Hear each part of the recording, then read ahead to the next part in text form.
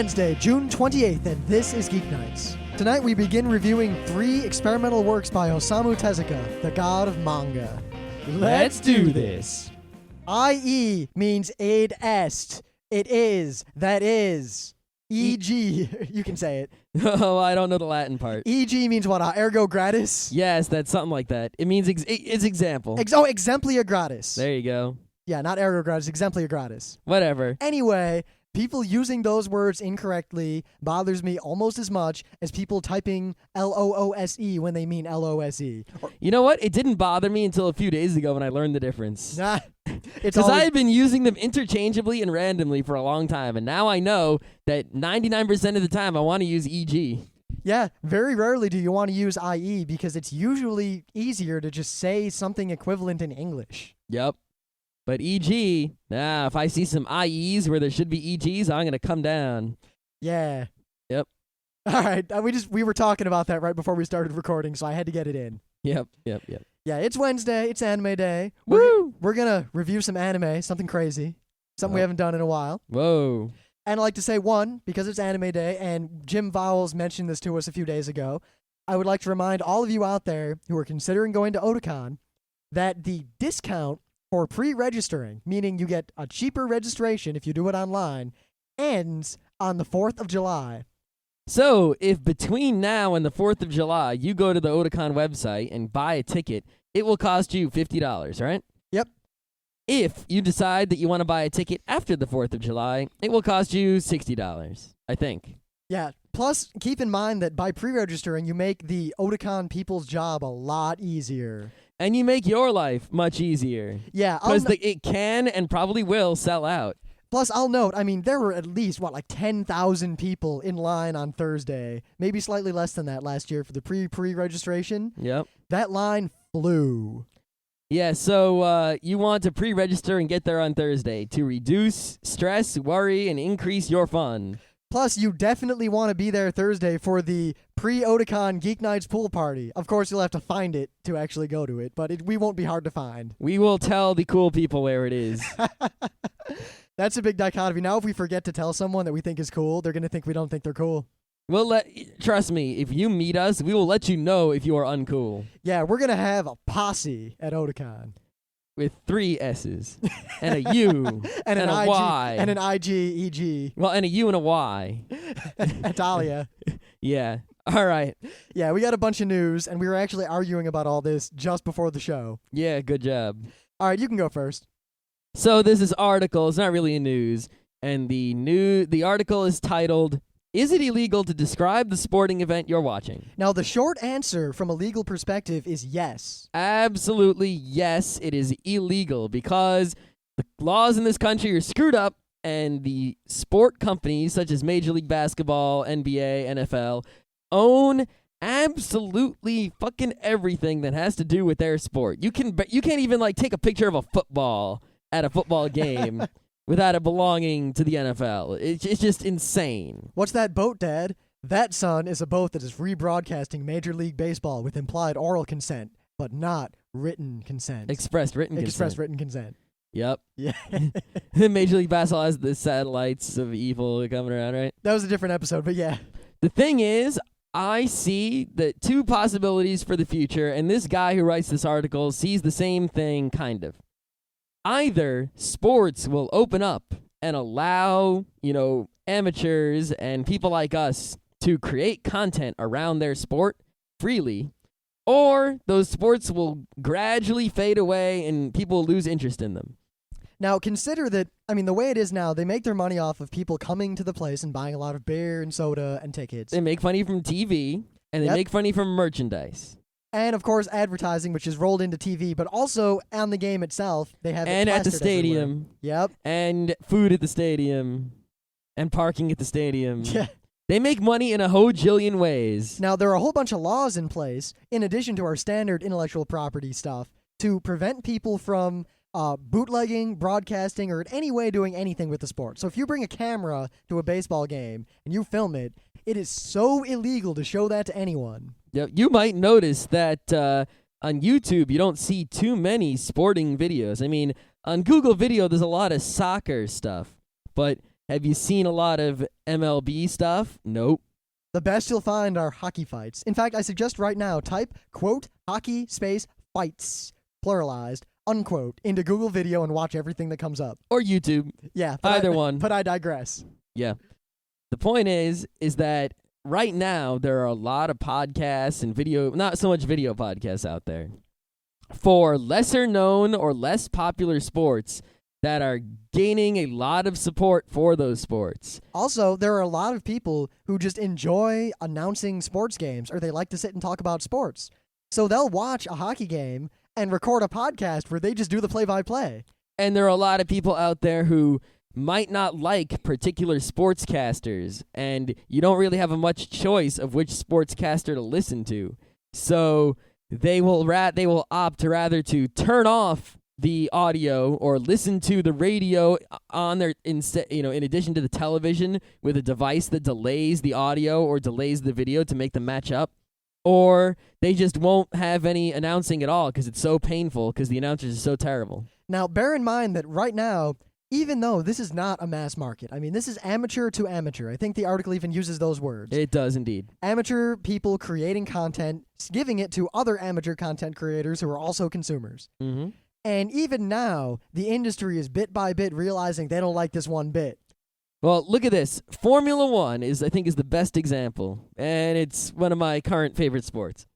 And mostly because of this podcast, Formula Pod. It's just two guys who live in the United States where Formula One is not very popular at all. It's hardly known at all in this country, but it is the premier motorsport in the entire world. Hell, you want to know how obscure it is? When I worked at IBM, there was a guy who raced cars professionally and semi-professionally.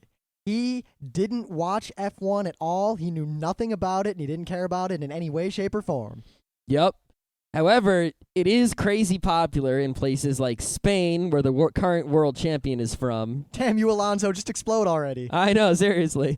Raikkonen was so close. So close, yet so far. Anyway, Formula Pod are these two guys who talk about F1, and they get a lot of listeners, and they got a big forum, and they even have all kinds of crazy stuff. They teamed up with GP Tours, which is a company that is a tourist company that will take you to F1 races and has parties at F1 races where drivers go. And they arranged a whole party at the U.S. Grand Prix. Ubuntu. And they got a huge sponsor. I think it's, I forget the name. It's some international travel insurance company is sponsoring these podcast guys. I don't know. All I can think of are all the sponsors I keep seeing at F1. Yeah. Petronas. No. I think it's international... Multinational Underwriters is their sponsor. What are you doing giving them free advertising on Geeknights? I don't know. I guess no one here really needs to buy travel insurance. Watch like 10 people immediately go and... I needed travel insurance. Shit. Yeah, okay. Yeah, we're so anti-advertising that any amount of advertising just riles us up. But the thing with Formula One is it is the best example of a sport that keeps everything close to the chest. It prides itself on being ultra exclusive.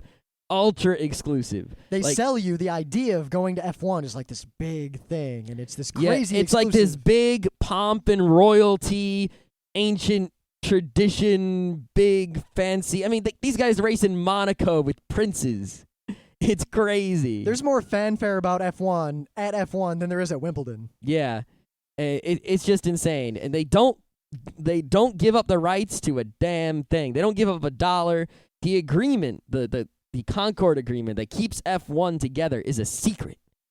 It's so snobby. It's insane. And I would submit, I have absolutely no evidence whatsoever to back this up, that the fact that F1 races are now trivially pirated and available on the internet right after the races has greatly increased American watching. Well, no, there's only about 300 people downloading those things. Oh, how do you know that? Where do you look?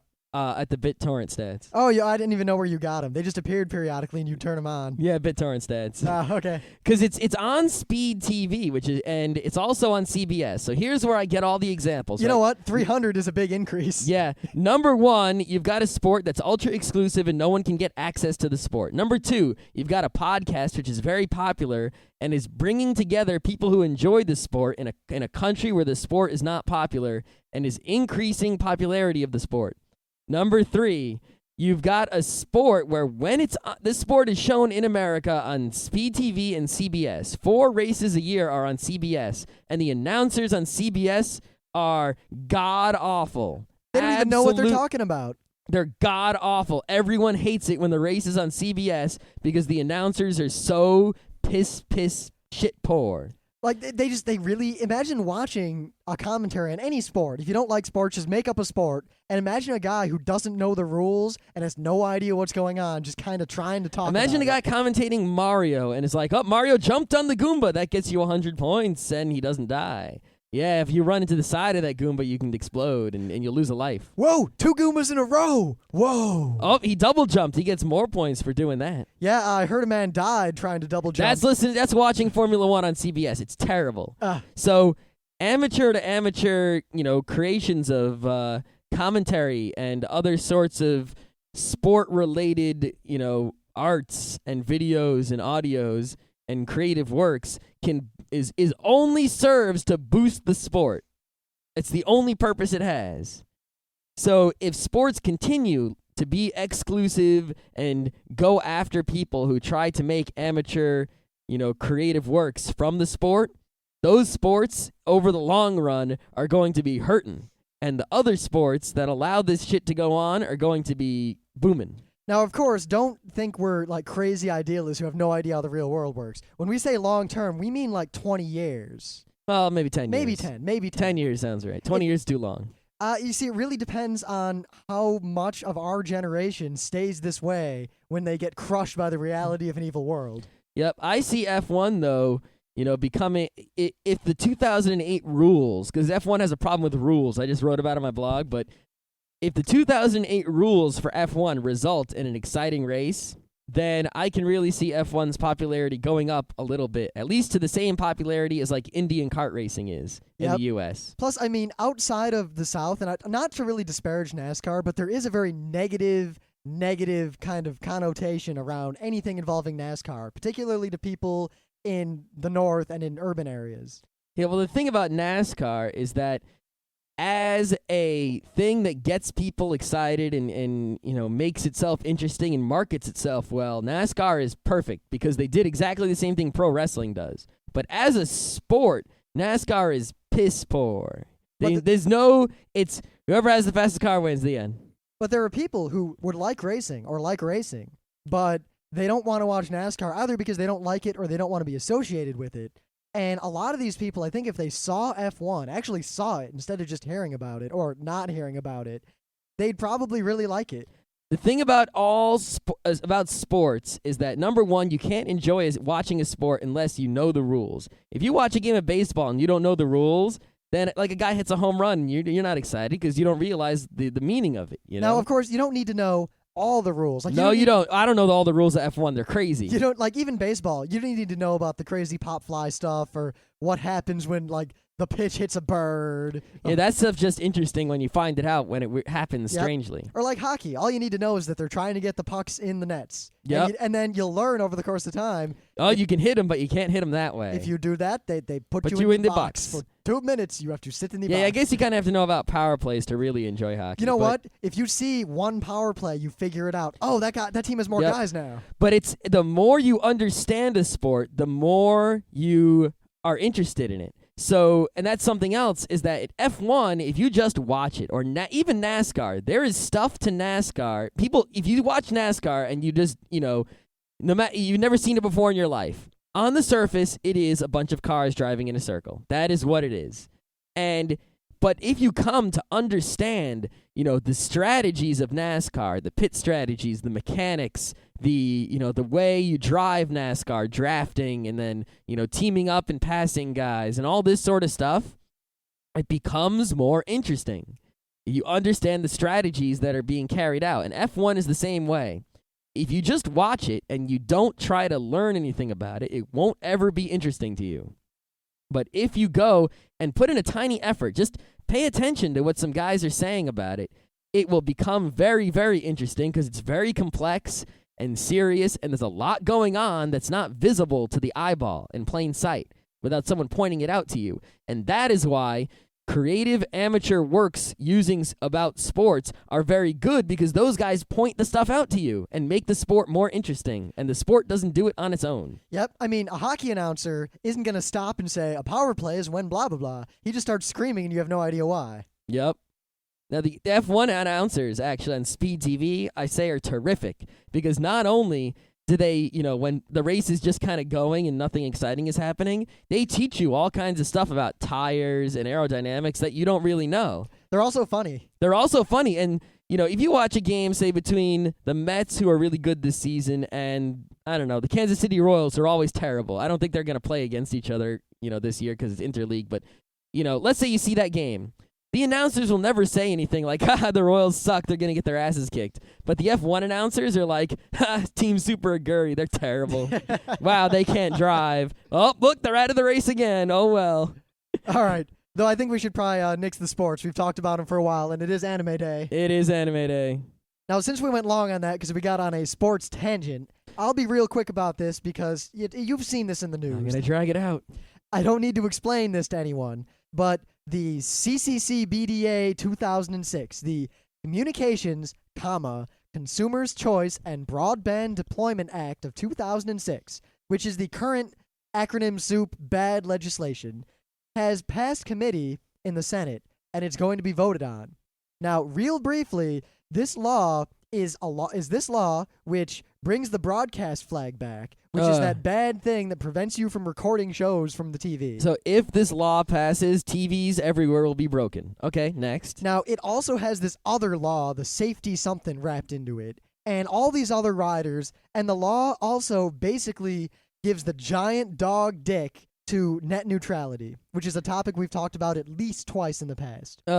It's, to real briefly, this is the idea that an ISP like Comcast has the right, and in fact the duty, to charge Google money for allowing Google access to their subscribers. Because otherwise, Google and Yahoo and all those people are getting a free ride on their hard work and their cables.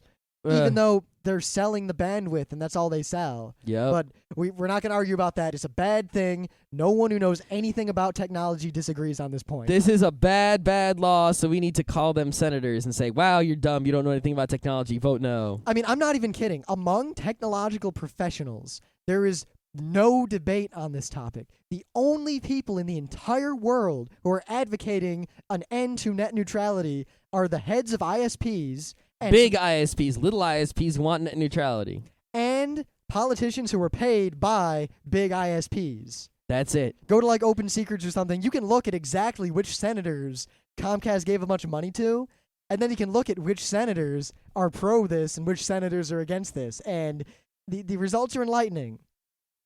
And obvious. Yeah. But anyway, I normally don't tell people things like this because a million other people do, but call your senator, write to your senator. Go to the EFF website. There's probably something you can do there. Just tell him that the CCCBDA is a bad thing, because it is. Very bad.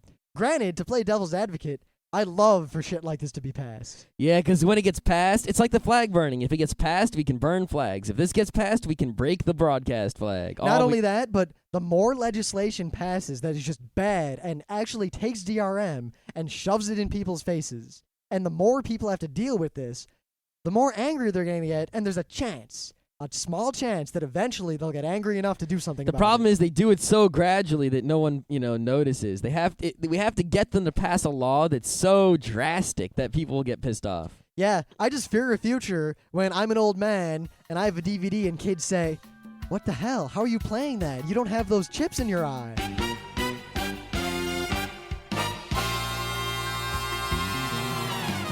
We've got, as the music told you, things of the day. Things of the day! And they're both dancing related, and one of them is anime related. Oh, I love dancing things of the day so much. Yeah, you can do yours first.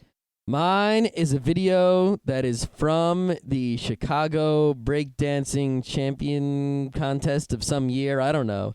It's just some really cool breakdancing. It's a highlights reel. It's awesome. It's very awesome breakdancing video. I love watching dancing of awesomeness, and this is awesome dancing. Wait for the guy with the broom. That's all I can say. Yeah. Wait for the guy with the broom. He's awesome. Now, I actually used to breakdance. Yeah, I'm sure. Actually, this is entirely true. However, the story I'm about to tell, while entirely true, will completely dissuade you from my breakdancing skills. When I was young, and when I'm young, I mean like between the ages of 4 and 6, I, for some reason, really liked breakdancing as a kid. And my mom has videos to prove this, that what I would do is I'd carry around, like, I'd sit with my grandparents at these, like, outdoor markets, and I'd sit up behind them in the sidewalk, and I'd put this piece of cardboard down, and I'd play cassettes of music I'd like from my Fisher-Price tape player, and I'd spin around on my butt and act like I was breakdancing. Yeah, I've done a butt spin too, so I used to break dance. Yeah? Yeah, well, there you go. If I ever find the videos or get my mom to send them to me, I will put them on the website. I don't think rim breakdancing is something that is as cool as professionals breakdancing. No. My only real move was spin around on my butt or spin around on my knee and then fall and hurt myself. If I get the opportunity, I'm going to try to take breakdancing lessons. Yeah, you do that. I'll take my motorcycle lessons. I'll take motorcycle breakdancing lessons. All right, anyway, my thing, because it's anime day, is very anime related. It is a video, Funky Cat Maybe. You might have seen it before. I don't know. I just found this kind of randomly. Not even linked to from a site. I found it. And it's basically this music video someone made. I have no idea who or why. I did absolutely no research. It is cel-shaded 3D, and it is kind of like Michael Jackson's Thriller, only it obviously steals from Thriller a lot. Only it's all these girls who get turned into cat girls by aliens, and they dance. Woohoo! And there's 2 girls who weren't turned into cat girls, and they're chasing them. And it's adorable and simultaneously hilarious. And simultaneously awesome dancing. Yeah, the dancing, I mean, it's really high quality, even to the point it's not as good as the breakdancing in my thing of the day, but it's good. No. The thing I like about it is that there's all like the supporting dancers in the back, and they're obviously all kind of timed together, but it looks like whoever did it introduced some delay and some little variations, so it looks like a bunch of unique things dancing as opposed to a bunch of cloned 3D models dancing. That's cool. And the front, it's really cool. Watch it. The music's cool. It's really weird. I will do a little bit of research and find out exactly what the hell this was at a later date. That's a good idea. But it's anime day. This is the first time in many weeks we've had a chance to sit down and review some anime. Mm-hmm. Now, the anime we're going to talk about is an anime that's kind of weird for most people. Yes, it is actually 3 distinct shorts that we watched recently. Well, they're not so short. One of them, they're basically movies of varying length. Yeah, well, one is a short, definitely. Yeah, well, it's a short movie as opposed to a full-length movie. Yeah, it was like 2 minutes long, though. Yeah, it's true. Anyway, Osamu Tezuka is the god of manga. The god. The god. Undisputed. It's not like, some people say, oh, so-and-so is the god of rock. No, so-and-so is the god of rock. No. Osamu Tezuka is the undisputed god of manga. Period. The end of the story. If you haven't read his manga, you should go to the store now and buy Buddha and Phoenix. Right now. Go do that. I haven't even actually read him, though. I'm going to soon. Yes. He also invented Astro Boy. And, the first, it spawned every anime you've got now. Came out of Astro Boy somehow, which came out of Mickey Mouse. And now the anime is feeding back into the American animation. So it was American animation, Japanese animation stole, and now it's getting put back in. It's a crazy loop. Now, but it's all because of Osamu Tezuka. And we could do a whole show on him, which we might someday. But today, we just want to talk about 3 of these short film/movies that he did over a long period of time. Yeah, between the years of, 1962 and 1988? Something like that. Something like that. He created 5 or so experimental sorts of animations for film festivals and other things. They vary wildly. They do vary wildly, but... And the art style doesn't even look like it's from him. It looks just like really old animation that you would see on super late night TV in America. But, once you watch it and you realize what's going on, it definitely carries his mark very brightly. Yes, especially the last one we're going to talk about, the Tales of a Streetcorner. Yes, because it's basically just like, yep, there he is. Yep, he always talks about war. Up there. Yep. It goes. So all of these things were on BitTorrent. Luckily, in fact, we're linking to that. Yeah, and I got 3 of them, and we watched them. And so let's talk about the first one, which is the shortest, called Male, M-A-L-E. Now, it's very unique. It's very like art film, or the kind of thing you'd see at a film festival or at a student art festival. It's very short. It's very to the point. It has a very distinct point that it makes through a very, interesting method. Actually, a lot of our friends we showed it to didn't like it, which surprised me because I thought it was very well done. I thought it was incredibly well done, clever, unique, poignant, I think is a good word. Yeah, I'm not sure if we should ruin what it's actually about or not because it's so short. There was no reason for any of you to not watch this. Yes. Let's just talk about it a little bit. All right. There's this, it's a black screen, and everything that happens is sort of like is like searchlights sort of light up different parts of the screen, allowing you to see what's going on. What's going on over here, what's going on over there, just a little bit at a time. You can hear voices, you can see, the white eyeball with the black background to see where characters are and what they're doing. And you figure out really quickly it's about this guy who is waiting for something, or, he's doing some stuff, not talking much. Yeah. But all the talking is done by his cat, and the cat is down on the bottom left of the screen, and the man is on the right side of the screen. And the cat is saying all sorts of stuff like, I'm trying to get on with my cat woman here. And there's a cute female cat right down there with him. Yep, the cute female cat doesn't talk either, but the male cat is trying to get with the female cat, and the male human being is, he's sitting on the right side of the screen being a person, and he's bothering the male cat who's trying to be all romantic. And the cat is complaining about this guy, and then there's some twists. Yep. And then it's over because it's real short. Because bit by bit it reveals more and more, and then it resolves, and then at the very end, if you haven't figured out what's going on, which we didn't, obviously, the spotlight pulls back, and you see the whole screen, and you see what happened. And you go, oh. I'd like to talk about what I think it's saying, but I really, really don't want to spoil it for all of you out there. We can make a spoiler line, but then we couldn't, then people might stop listening and won't go to the rest of the show. You know what? Next week or a couple weeks from now, after we've watched the rest of these, we will talk about this again because I'd like to talk about it in more detail. Okay. So once again, all of you out there, if you have any way to do so, download at least that one, Male. It's very short, and watch it. Mm-hmm. I can't recommend it enough. All right, the next one we watched, which was of middling length, was Mermaid. This was in a completely different style. Completely different style. It was very sketchy and transparent and just kind of... like some characters were just outlines, and you could see right through them. You know what the animation quality reminds me of? Like those old Alvin and the Chipmunks type of cartoon. Yeah. That sort of, we're talking that animation, that old, but a little higher quality than that, but the same style, Like old Alvin, not Alvin and the Chipmunks from the 80s, old Alvin and the Chipmunks, the original real deal. Now this one, and also the third one we're going to talk about, are interesting in that there are no words. Mm-hmm. No one speaks. And yes, in Male, the cat is the only one who talks, but in the other two we're going to talk about, there is no talking. No dialogue whatsoever, no fan sub needed. And in fact, if you just showed this to some schmo off the street, or even some anime fan, I doubt highly that anyone would say, oh, that's anime. When you see Tezuka's logo, his sort of brand, that little face he draws and everything, if you saw that and you knew, then you would know. And if you really knew Tezuka's writing style, then you might be able to know. But other than that, you might have a hard time unless you just knew beforehand already. Now, again, this one's very good. It's the story about a boy, and he finds this... I think he's a man. I think it's hard to tell. He's a guy. Yeah, there's this guy, and he finds this fish, this little fishy, and he saves it. And the fishy, he likes the fishy. The fishy becomes a mermaid. And Woohoo! He falls in love. And there's this whole thing, but then he brings her home, and he's all excited, and he has the fishy, and he shows it to his mom and his parents. Yeah, he was a kid, because he shows it to his parents.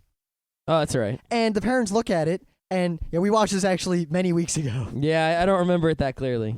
Well, he shows it to him, and they see a fish, but then he looks and he sees the mermaid. Yeah. And his parents are like, you're crazy, whatever. And it just keeps spiraling. Like he gets sent, like the government is testing him because there's something wrong with him. He's a delinquent, he's insane, but he sees the mermaid, but they all see the fish. And there's all this interesting dialogue where there's no noise or anything, but the special secret police officers will have a speech bubble that shows like a fish, and then his will show a mermaid, and theirs will show a fish with like an exclamation point, and then his will show the mermaid again, and then they throw him in a cell and they inject drugs into him and all this stuff. Yeah, it's sort of Clockwork Orangey a little bit. You know? And they think someone's insane, and they're reconditioning him kind of to fit, and because no one else agrees with him. But yeah, but also a little tiny bit of 1984ish kind of the government is coming in and preventing this kid from doing what he was doing, or yeah, how the evil adult society is stomping all over the imagination of the children, looking at it as insanity rather than as a good thing. And there's this terrible, and by terrible I mean very just depressing scene where he's locked in this cell and they're torturing him. Like every time he thinks of the mermaid, they torture him. And the animation is very simple, but you get the idea. You know what's going on. And every time he thinks of the mermaid, as he's tortured more and more, he can remember less and less of her until eventually all he remembers is the fish. Mm-hmm. And then they let him out and he goes home and he has the fish and he looks at her and he just sees a fish.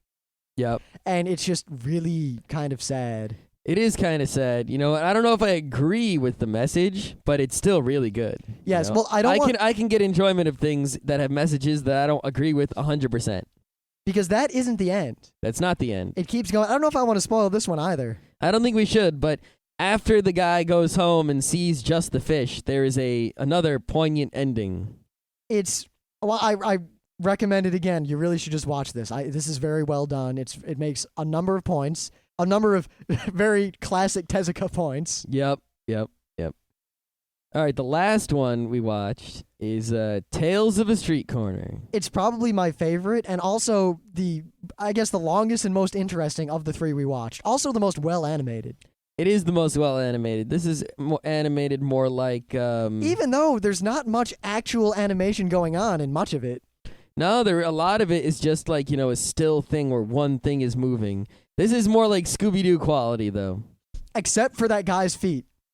Oh, yeah, there was a guy who had, the best animated feet I've ever seen. Like, seriously, it right out of, Cowboy Bebop quality. This is just, the most perfectly animated set of army boots walking I've ever seen in my life.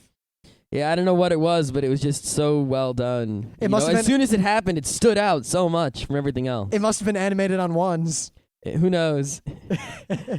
Anyway. Yeah, give us a little bit of knowledge about animation. We'll go nuts. Yeah, right. So onesie-twosie. Tales of a Street Corner is about the story of a street corner. All the events it's all these events taking place on the corner of a street in what must be France or somewhere like that. Yep, it's France. I'm reasonably certain. It's probably France, but it could be anywhere. Yeah, it doesn't really matter at all. But it's France for the most part. Now, as it opens, it introduces, kind of randomly, a whole bunch of completely disparate characters. Yeah, it's like as in the opener, which is the credits going by and everything, they say, here are the characters, the balloon, the mouse, the light, the violin man, the army man, the girl, the moth. And it says a little bit about each of them. Like the moth is like a local troublemaker or something like that. Yep, it tells you all who all the characters are and what they're like. And think about this cast of characters. You've got a poster, a tree, a light bulb, a moth, a little girl's bear, and a rat, a mouse, all kinds of crazy stuff. It's all the stuff that's on the street corner. And the characters all just come out and have their bit and go away in order, but they don't completely go away, and the stories all kind of intertwine, but they all don't directly intertwine with each other. It's like there's just all this stuff happening. At the beginning, it looks like it's going to be a chain. Like you start with one character, you go to the next, you go to the next, you go to the next, and then they get to the last character and it's over. But that's not what it is. It doesn't just go through all the characters in a chain and then end. It goes through some characters, then goes back, then includes some new ones and goes back. And it mills about, cycling through everything that's going on in the street corner as the events take place and as time goes on over the course of, a night or two? Yeah, I think it's just one day. I think it is just one day. Though it does kind of fast forward, but it's hard to explain, really. it really doesn't matter. You can't assign any strict chronology to it. Yeah. And the basic plot is that it starts out with this girl, and she has a balloon or something. She drops her teddy bear. Oh, there's a balloon outside her window. And when she's trying to get it, right? Yep. And she drops the teddy bear into the gutter, the rain gutter, out on the roof. Now, that's it. She's sad and she wants it back, but there's no way she can get it back. And then this little mousey finds the bear and he thinks it's awesome. And she keeps throwing little bits of cheese to feed her stuffed bear because he's stuck out there alone. And the mouse is like, yes, cheese. And then he runs back in with all his mouse brothers and they end up destroying the nest and he gets in trouble and kicked out for a while by his parents. And there's this whole thing. Yep. Again, no words. It's just action and music. There's a lot of music. The music is real important in this. There's this one.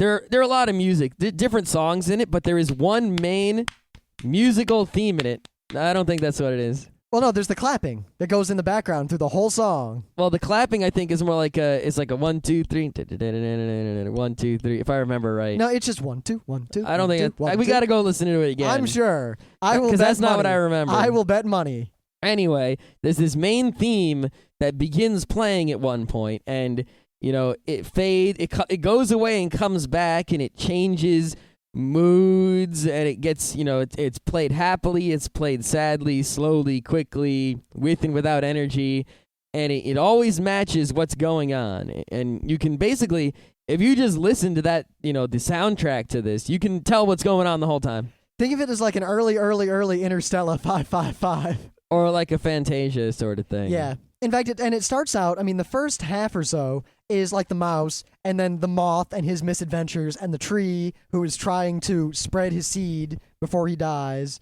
and all these characters. Well, before the end of the season. Well, yeah. And all these characters interacting, and it's just very animated and lively. It's humorous at times, it's sad at times, it goes all over the place.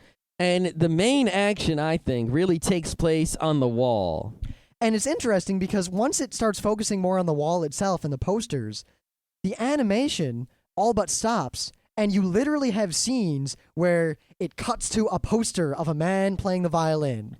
Then it cuts to a poster. There's a wall on the side of a building with a bunch of advertising bills posted to it, just covering the whole thing. And each different bill on the wall is, each advertisement is like a character in itself. And they come and go as, ads are pasted over and ads fall off the wall and new ads are come on the wall in empty spaces. Most of them are little two-frame things dancing along with the music. Yep. Other than the major posters, the big characters, which are an advertisement for a violinist, and it's this very svelte-looking violinist guy. He's like a cool, awesome violin dude, all suave. An advertisement for a piano-playing girl. Which is, the conducting guy. The conductor, who is he's like the mayor of Poster Town. Yeah, this is where the music that I was talking about before comes from, is these guys play it. They're just posters on the wall. Now, keep in mind that the character ones are really not animated so much. In fact, the violinist and the piano girl are never animated. They move very tiny bits. I think the eyes move. But they don't show it to you. They'll show you the poster and the face is changed a little bit, but they never show it to you changing. Yeah, they'll zoom in on it. They'll show you different angles on it. There are very poignant scenes where nothing happens. It just shows the guy, and it's playing the music, and you know exactly what that music means and what he's thinking. And you have all this emotion. You see the violin guy, and you hear the violin going like, violining, and the guy's all happy and violining. And then you hear the music like, and you know that he's kind of, trying to do something, or that he's sad, or you can tell what the violin guy... Everything he does comes out in the sound of the violin, and nothing about him is animated other than the still picture of his poster. And even when they change his face a little bit, it's so subtle, like they'll make him look a little angry or a little sad or a little determined. Yet I'm not even sure if they actually do that, or they do it so well that you can't tell if it's actually been changed or if it's just your mind. Yeah, we really weren't sure, and we didn't want to rewind to find out because that really would have destroyed it for us a little bit. Maybe. But it was just, they convey so much emotion and so much pathos in a character that never moves, never speaks, and is literally just a two-dimensional poster stuck to a wall. Yeah, you didn't even really have to have any animation. Just take a bunch of photographs and show one, then show the other, show one, show the other, and play music over the whole thing. Now, up until this point, you've had there's also the slut. Yeah, the slut is a character. She's also a poster. She's a poster for some sort of bawdy woman show. Yep. Dancing ladies, cabaret kind of thing. Yep. And she seems to like the violinist guy. But then the piano girl comes along and she gets upset.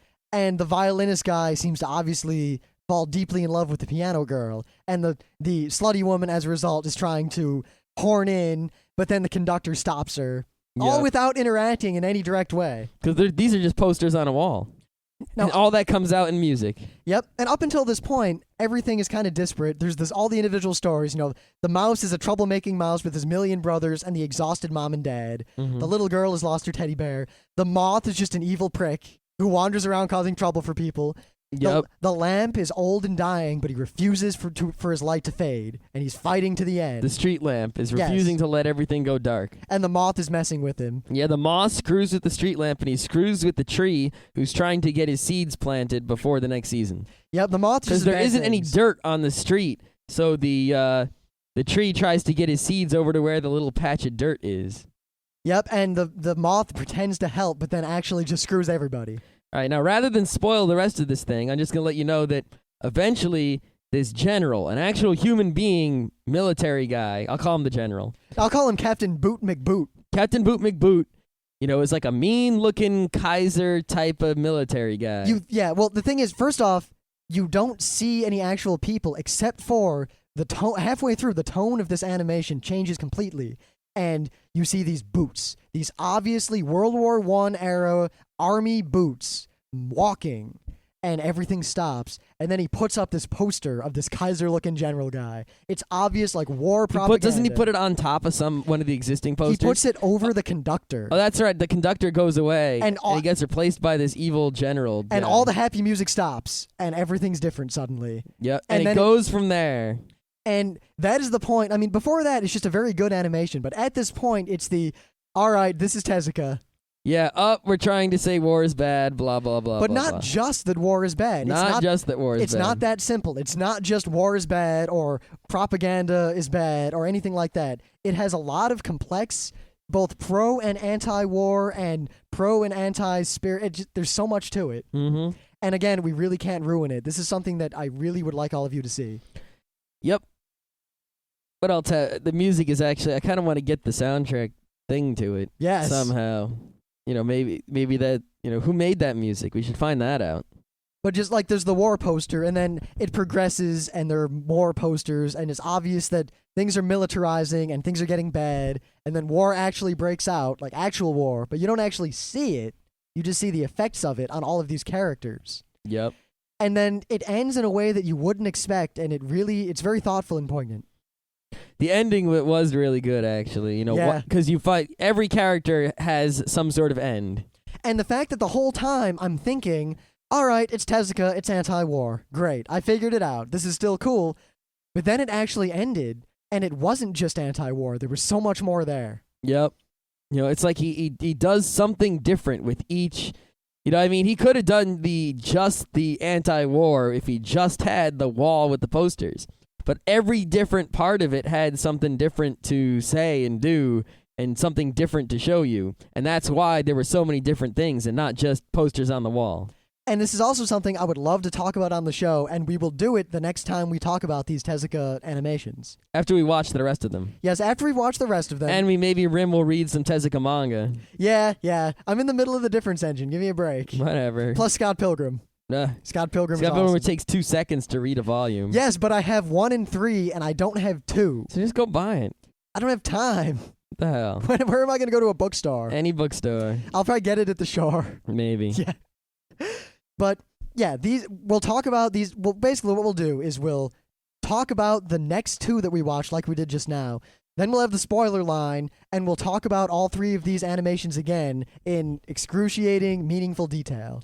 Yeah, because right now I feel like we just gave synopses of what they are, and we didn't really, and we said that they were great, but we didn't really discuss, the meanings and the messages because we didn't want to spoil what went on. And there's no way to even really allude to it without spoiling these things because the points hit home really hard.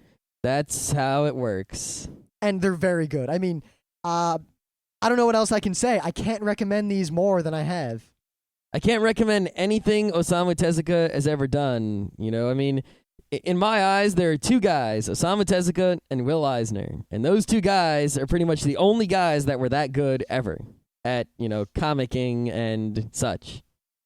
And their works are actually very similar. And yeah, you should do everything you can to read and ingest everything that has been created by Tezuka and or Eisner.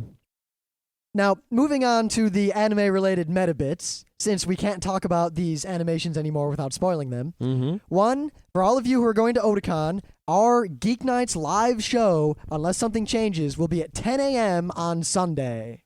We don't know, in one of the panel rooms. Yes, we don't know which panel room. There will be flyers everywhere. We will announce it multiple times on the show. Yep, just look at your Otakon schedule, and it will say podcasting panel in one of the panel rooms on Sunday at 10. In addition, we'll be all over the con, doing interviews, doing things. And we will arrange probably all sorts of things at the con. Right now, this is all tentative, by the way.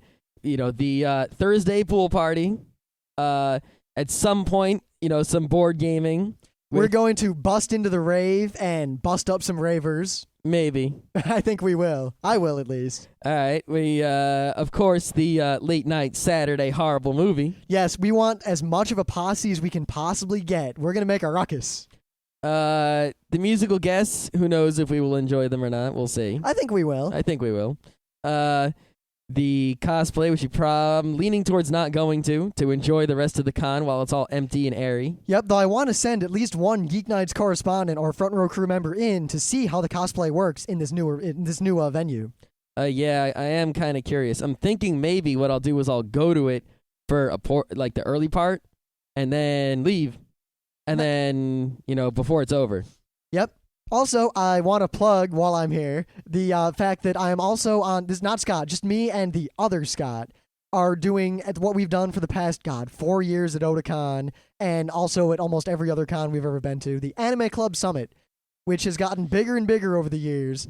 And it's at prime time, like 1:30 in the afternoon on Saturday. So if you care about anime clubs, running anime clubs, if you're in an anime club, if you want to be in an anime club, anything to do with anime clubs, go to the Anime Club Summit. We'll be there for sure. We're always there at any con we go to all the time. I mean, not to inflate our egos anymore, but we're all really honestly pretty much experts at what it takes to run fan clubs of basically any kind. We just happen to have done it with anime. Yep. And all the sorts of ramifications around that in social clubs and, you know, being a master of ceremonies and public speaking and all that. And I think we put on a good show. So if you care about that, or you just want to see us before Sunday and you couldn't find us by other means, Anime Club Summit. Yep. Also, last but not least, Anime World Order, our first friend podcast and also a very good anime podcast. They said some things we disagreed with on a recent episode, and we have sent them some audio feedback. Some incredibly long audio feedback. What, 16 minutes long? Something like that. I assume they'll edit it at least a little bit. I hope they'll edit it because if they play all 16 minutes of it, that's just being too insane. Except, you know, because they go on forever. They do like 2-hour shows. They can handle that. They do, especially since they don't have to talk for those 16 minutes. But yeah, good God, if we will be taking up like a significant 5% of their show with just us. If we did a once-a-week podcast, good God. Oh, God, it would be 5 hours long. It would also be like the most well-researched, crazy thing you could imagine. Oh, God, maybe we should. 1 week, just do one episode. That would be nuts. It would be nuts. That would have to be one hell of an episode. Well, I imagine it would just be a bunch of episodes together with 5 newses, 5 things of the day each. We could just do an episode on politics or something at that point. Yeah, I know. I'm getting hiccups. It's time to end this episode. All right, but once again, check out Anime World Order, especially, we'll warn you again, but we may or may not be appearing on it in non-live form. Yeah.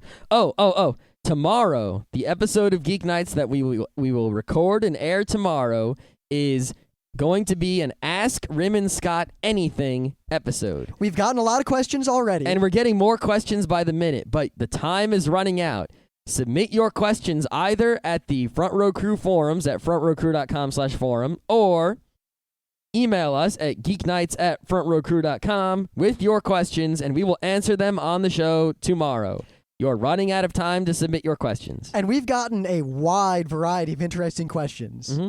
And there is also a possibility, pretty good possibility tomorrow that we are going to be on Ian Levinstein's podcast talking about Anime Next some more. Yep. Now, I'll note that we kind of made fun of him and his panel a little bit on one of our previous episodes, but he's a cool guy. Yeah, he is a cool guy, and I think his podcast is just called Geek Speak, and I think it's geekspeakgeek.com if I recall correctly. Geek Speak, Yeah, we'll let you know if and when that episode actually goes up if you want to hear us talk more about Anime Next on someone else's show. And of course, one tiny final bit, while we failed to interview Jim Vowles, con-chair of Otakon Live, he was gracious enough to answer many of the questions we and our listeners had in our forums. So if you have any interest in what Jim Vowles, the top dog for Otakon 2006, has to say, and you haven't been to the forums yet, go in, read all the things he's written. He wrote a lot. He wrote a lot, and it's very good. Yep, and if we had interviewed him, he would have said a lot more. Yep. And we're still going to try to interview him. We might have to wait until after Otakon is over for various reasons. I think after Otakon is over, we're going to get like the ultimate interview. That's what I'm thinking. Because I got a lot to ask him. Oh, yeah. Especially after Otakon, we'll just be adding questions to the list. Like, how was the con? Blah, blah, blah. What was your favorite thing at the con? Anything crazy happen? You know, did you meet any cool guests? Who was cool? Et cetera, et cetera.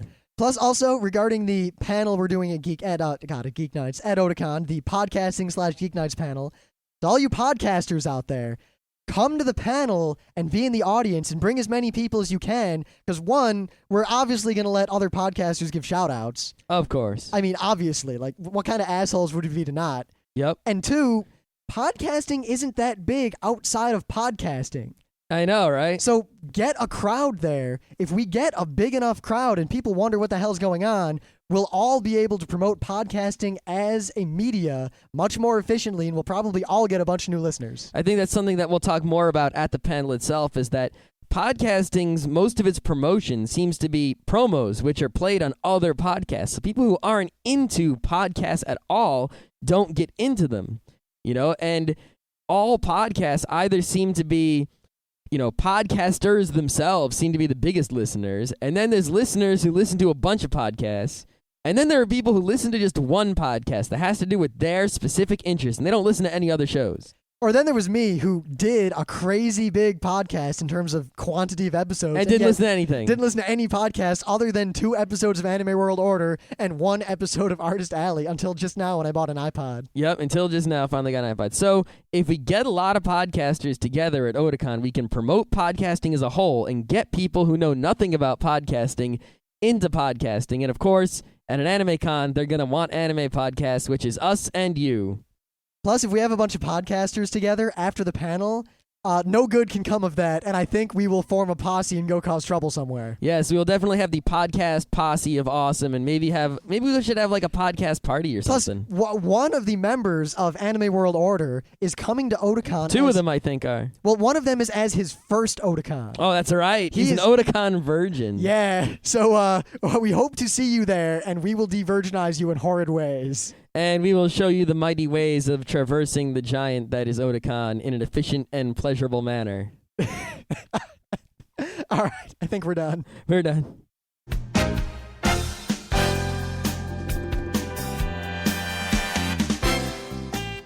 And that was Geeknights with Rim and Scott. Special thanks to DJ Pretzel for our opening theme.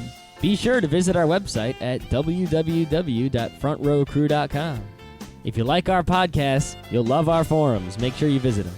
You can send your email feedback to geeknights@gmail.com.